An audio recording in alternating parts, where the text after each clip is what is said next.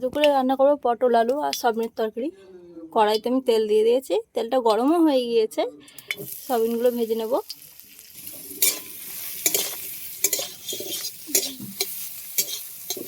ভেজে তুলে নিয়েছি, সয়াবিনগুলো সবই ভেজে তুলে নিয়েছি। কড়াইতে আবার দিয়ে দিচ্ছি তেল। তেল গরম হয়ে গেছে, দিয়ে দিচ্ছি আলু। এর মধ্যে দিয়ে দিচ্ছি লবণ, আর দিয়ে দিচ্ছি একটু হলুদ গুঁড়ো।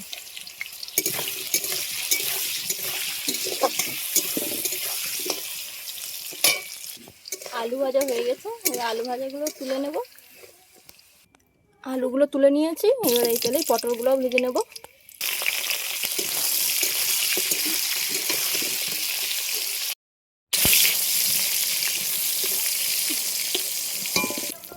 পটল ভাজা হয়ে গেছে, পটলগুলো সব তুলে নেব। এবার তেলে দিচ্ছি শুকনো লঙ্কা, তেজপাতা ফোড়ন।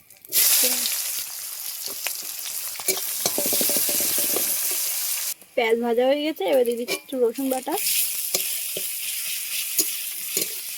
পেঁয়াজের সাথে রসুনটাকেও ভেজে নেবো ভালোভাবে।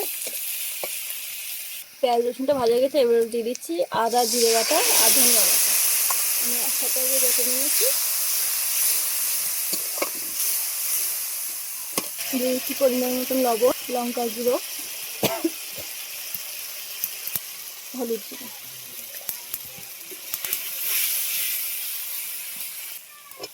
টমেটো।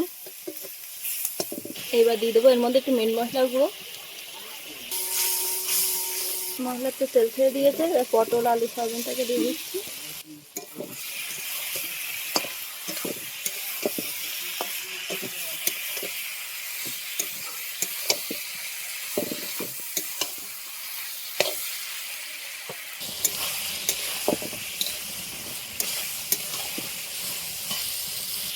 তরকারি কষানো হয়ে গেছে, এবার দিয়ে দিচ্ছি পরিমাণ মতন জল।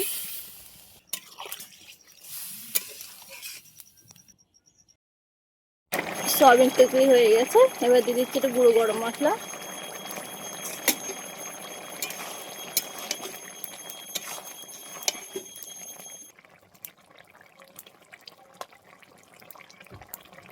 আলুগুলো কিন্তু সুন্দরই গলে গেছে।